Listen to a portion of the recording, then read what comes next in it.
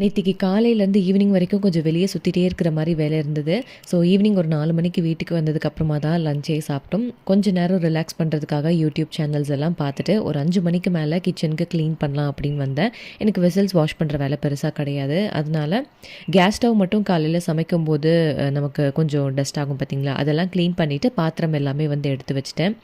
இவர் பாருங்கள், இன்னும் இவர் கிச்சன் மாதிரி எப்போவுமே நான் இந்த மாதிரி வேலை செய்யும்போது வருவான், உள்ளே ஏதாவது நோண்டுவான், அவனுக்கு தேவையான ஐட்டம்ஸ் எடுத்துகிட்டு போயிட்டே இருப்பான். அதை வச்சு விளையாடுவானான்னு பார்த்தா கிடையாது.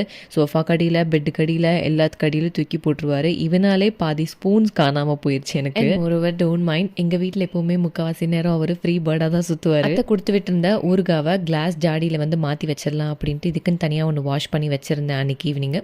ஸோ அதை வந்து காய வச்சுட்டு மாற்றி வச்சாச்சு. துருவக்குட்டி பொறுத்த வரைக்கும் ரொம்ப சுட்டியாக இருப்பானான்னு கேட்டால் அவ்வளோ வந்து சுட்டி கிடையாது. ஆனால் ரொம்ப ரொம்ப அடமெண்ட்டாக இருப்பான் எல்லா விஷயத்துலையுமே. அவனுக்கு ஒன்று வேணும் அப்படின்னா அது வேணும், அது வாங்குற வரைக்கும் சாதிக்காமல் விடவே மாட்டான். பசங்களை ஒரு ஏஜ் வரைக்கும் வளர்க்குறதுக்குள்ள நமக்கு போதும் போதும்னு ஆயிரும் போல். அந்த அளவுக்கு எல்லாமே நமக்கு ஒரு காம்ப்ளிகேட்டட் டாஸ்க்காக தான் இருக்குது. நேற்று கூட இவங்க சரியாக சாப்பிட மாட்டாங்கன்னு கமெண்ட் பண்ணியிருந்தப்போ ஃபெலோ மாமிஸ் வந்து எங்கள் குழந்தை இப்படி தான்க்கா ரொம்ப கஷ்டமாக இருக்குது அப்படின்னு வந்து சொல்லியிருந்தீங்க. சாப்பாடு தான் சுத்தமாக இறங்காது. நொறுக்கு தீனியாக தாராள மனசோட நல்லா சாப்பிடுவான். உங்கள் குழந்தை எப்படின்னு கமெண்ட் பண்ணுங்கள்.